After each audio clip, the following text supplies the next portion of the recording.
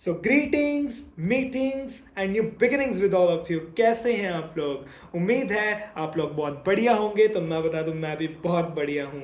ठीक है, तो ये एक डेडिकेटेड वीडियो है बिजनेस लॉ सब्जेक्ट के ऊपर कि कैसे आप जनवरी 2025 के अंदर 40 प्लस लॉ के अंदर स्कोर तो कर ही सकते हो, चाहे आप एक महीने के अंदर ही क्यों ना प्रिपेयर कर रहे हो। ठीक है, ये एक एक्सपीरियंस से बता रहा हूँ कि मैंने अभी सितंबर 2024 में एग्ज़ाम दिया।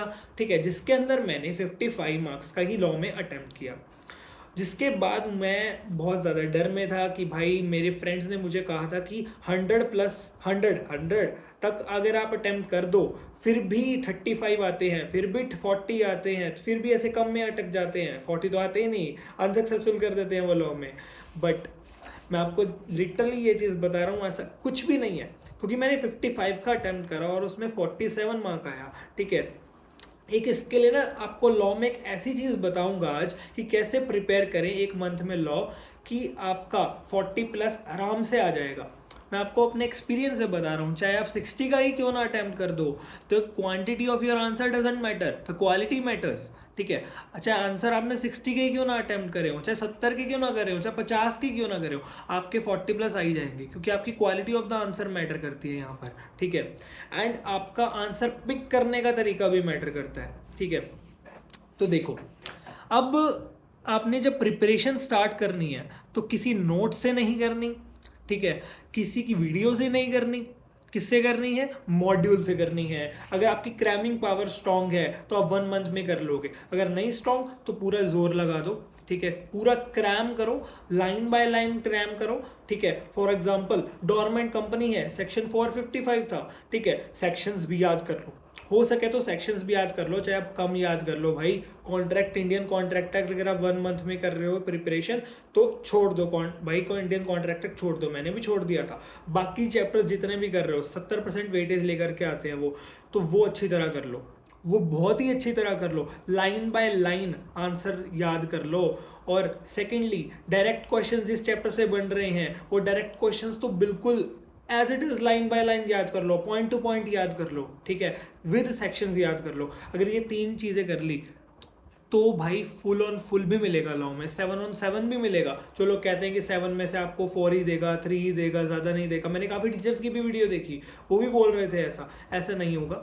ठीक है, फुल भी देते हैं एग्जामिनर्स, फुल भी देते हैं आंसर में, अगर आपने बुक की लैंग्वेज लिखी होगी तो। ठीक है, as it is book language होगी तो फुल भी मिलेगा, चाहे आपकी माइनर मिस्टेक क्यों ना हो, फिर भी मिलेगा फुल। ठीक है, एंड सेकेंडली क्या है, केस स्टडीज अटेम्प्ट करने का तरीका होता है। पहले प्रोविजन लिखा, प्रोविजन वही बुक का चेपना है। फिर फैक्ट्स, फैक्ट्स आपने क्वेश्चन है एज इट इज चेप देना है। फिर है कंक्लूजन। अब कंक्लूजन मैटर करती है केस स्टडी में। अगर कंक्लूजन आप एक लाइन ही लिख रहे हो और कंक्लूजन सही लिख रहे हो, तो उस क्वेश्चन में आपको फुल मार्क्स मिलने के 100% चांस बन जाते हैं।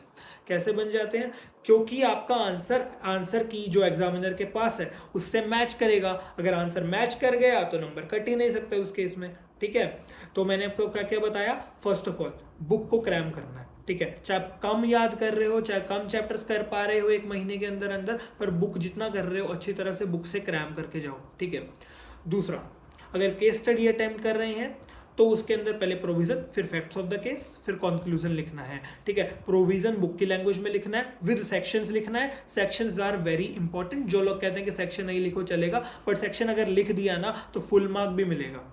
सेक्शन नहीं लिखा क्या पता ना मिले फुल मार्क, बट सेक्शन लिख दिया ना फुल मार्क भी मिलेगा। भी क्या, ही मिलेगा भाई, ही मिलेगा। ठीक है, करके तो देखो, सेक्शन तो याद करके देखो, फिर आराम से 40 प्लस आएगा। ठीक है, एंड देन कॉन्ट्रैक्ट की तो मैं बात कर ही नहीं रहा। कॉन्ट्रैक्ट की केस स्टडीज तो घुमा फिरा के हमेशा आती हैं। ठीक है, उनमें नंबर भी बहुत कटते हैं, क्योंकि मैंने पहली आईसीए की सर्टिफाइड कॉपीज देखी थी मेरे मेंटर्स की, तो उनकी मैंने देखा, फिर मैं ना एक्सपीरियंस साथ में लेकर के चला, भाई कॉन्ट्रैक्ट तो नहीं करना, तो बाकी चैप्टर्स कर लेते हैं, उसमें से डायरेक्ट क्वेश्चन भी आएंगे, चाहे केस स्टडी भी आए, मेरे को आती होगी। ठीक है, वो आसानी से आप एक महीने में कर सकते हो ये सारी चीज़ें। ठीक है, सेल ऑफ गुड है, सेल ऑफ गुड अच्छी तरह से करो।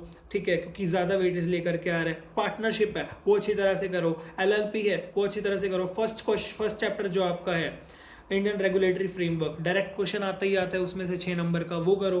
ठीक है, डायरेक्ट क्वेश्चन जा रहे हैं ना, डायरेक्ट, अब मैं आपको बता रहा हूँ कि अटेम्प्ट कौन से क्वेश्चन करने हैं, डायरेक्ट क्वेश्चन पे फोकस करो। चाहे आप डायरेक्ट क्वेश्चन जब फोकस कर रहे हो ना, तो उनमें नंबर कटने के चांस ही नहीं है। केस स्टडी में क्या पता कट जाए नंबर, बट डायरेक्ट क्वेश्चन में क्यों काटेंगे नंबर? डायरेक्ट क्वेश्चन में अगर as it is book language में आंसर लिखा होगा तो डायरेक्ट क्वेश्चन में तो कट ही नहीं सकते, क्योंकि केस स्टडी में आपकी बाई चांस आपका एनालिसिस ठीक नहीं है, आपकी कंक्लूजन गलत हो गई तो वहाँ नंबर कट सकता है, क्योंकि वहाँ दिमाग नहीं लगना। दिमाग कहाँ लगना है? केस स्टडी में लगना है ना। डायरेक्ट क्वेश्चन में दिमाग नहीं लगना आपका, आपने एज इट इज क्रैम करके चेपना है, तो वो फोकस करो, ठीक है। आप फोकस करोगे तो 40+ क्यों नहीं आएगा, 40+ आएगा। बस ये सारी चीज़ें जो मैंने आपको बताई है ना, आपने 5 मिनट की वीडियो है, इस 5 मिनट की वीडियो को देख करके मेन पॉइंट जो मैंने बताए हैं वो फोकस करो उन पे, और आप मेरे को आकर के फिर यहाँ लिखना जनवरी में। क्या लिखोगे जनवरी में आकर के? कि भाई हमारा फाउंडेशन क्लियर हो गया, लॉ की वजह से हमें अटकना नहीं पड़ा बिल्कुल भी, ठीक है। जैसे मैं अटक गया था, मेरी तरह बोलते बोलते आपको नहीं अटकना पड़ेगा, आप सीधा करके बोलोगे भाई आराम से हो गया लॉ, ठीक है। तो अभी भी अगर कोई डाउट हो तो कमेंट सेक्शन में जाओ, अपने डाउट्स डालो और फटाफट से रिप्लाई आ जाएगा, ठीक है जी। Thank you, subscribe for more video.